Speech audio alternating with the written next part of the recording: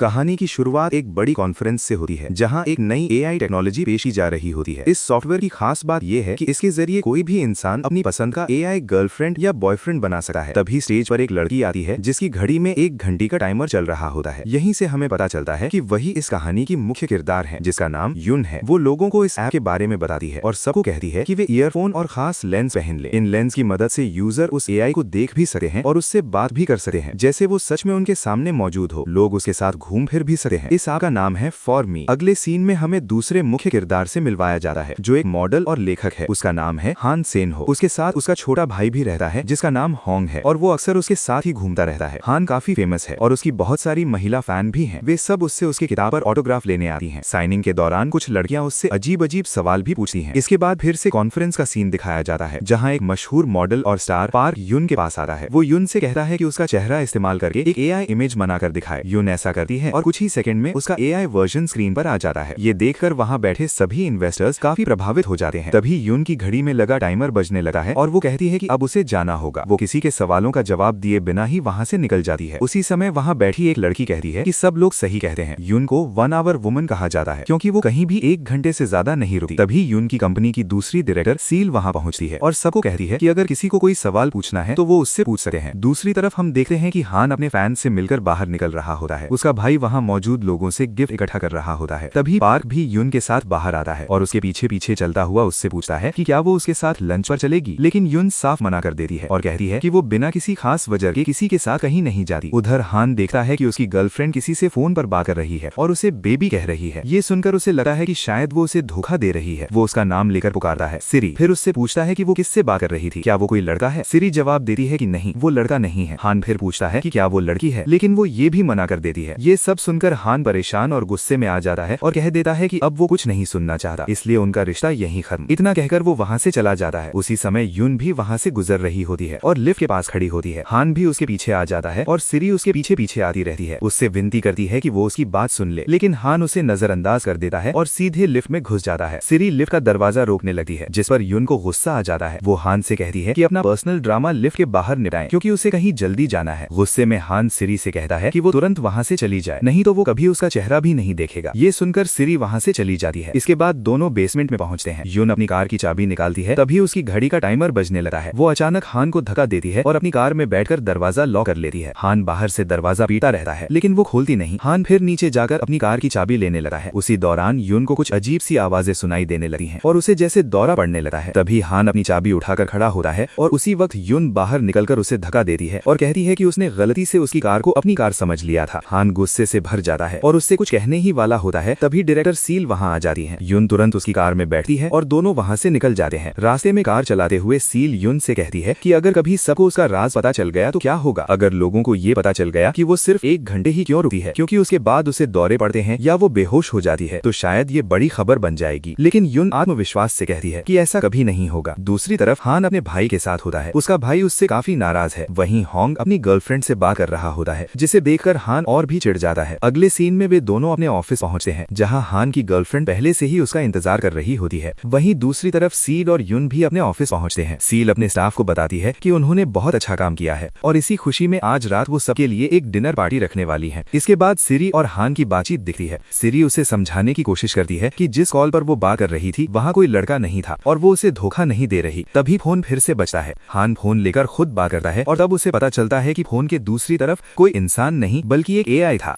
उसकी गर्लफ्रेंड बताती है कि हान हमेशा अपने काम में व्यस्त रहता था और वो बहुत अकेला महसूस करती थी, इसलिए उसने एआई से बात करना शुरू किया। लेकिन ये सुनकर भी हान शांत नहीं होता और कह देता है कि चाहे कुछ भी हो अब उनका रिश्ता खत्म हो चुका है। ये कहकर वो वहां से चला जाता है।